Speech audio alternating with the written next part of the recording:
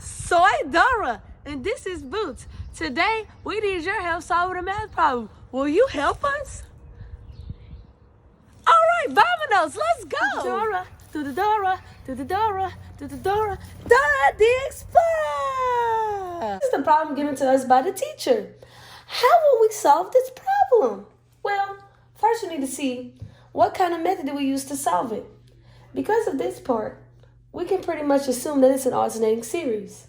Well, to be an alternating series, it must meet 3 qualifications. We'll get back to that though. To the AN. This part would be our AN. Now the AN is what we're going to use to figure out if this is an alternating series. All right, to be an alternating series, what must it do? I have an idea. Let's ask the map. I'm the map. I'm the map. I'm the map. I'm the map. I'm the map. Dora needs to figure out if this is an alternating series. Well, to be an alternating series, it must be 3 things: positive, decreasing, and equal to 0. Now that we have that knowledge, is this an alternating series? Let's ask Dora. Well, let's go ahead and determine those 3 things. So, starting with positive.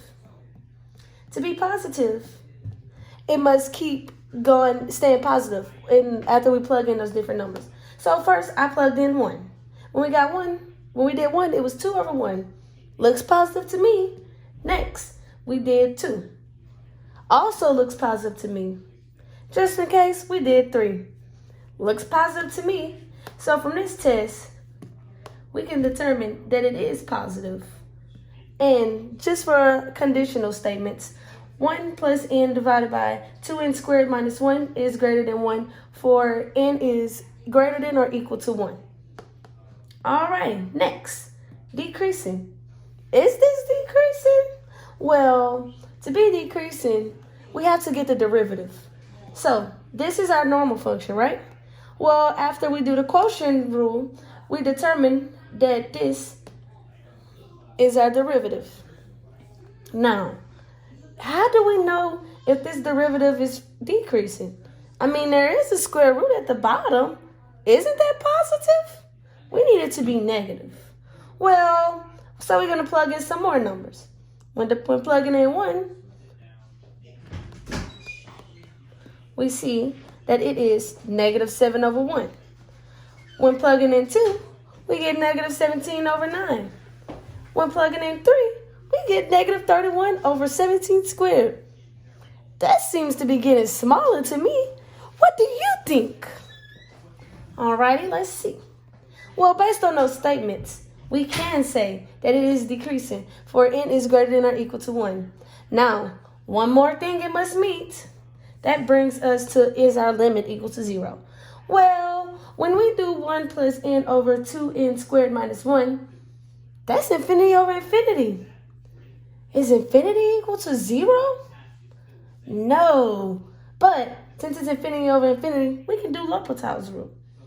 To do L'Hopital's rule, we get a derivative of the numerator and the denominator. Based on the derivative of the numerator, this will equal 1. Based on the denominator, it would be 4n.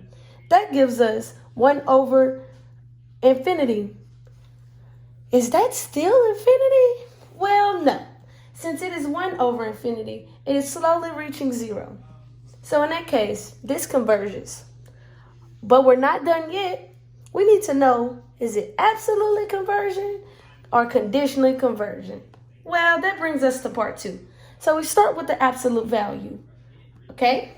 With that, we make a comparison statement. Okay? So with this, we go ahead and break it down.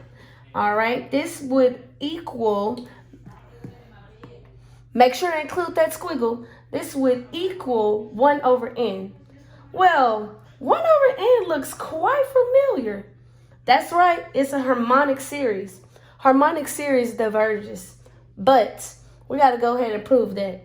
So we say, is 1 over n? Well, for 1 plus n over 2n squared minus 1, it is greater than 0 when you plug in anything greater than 1.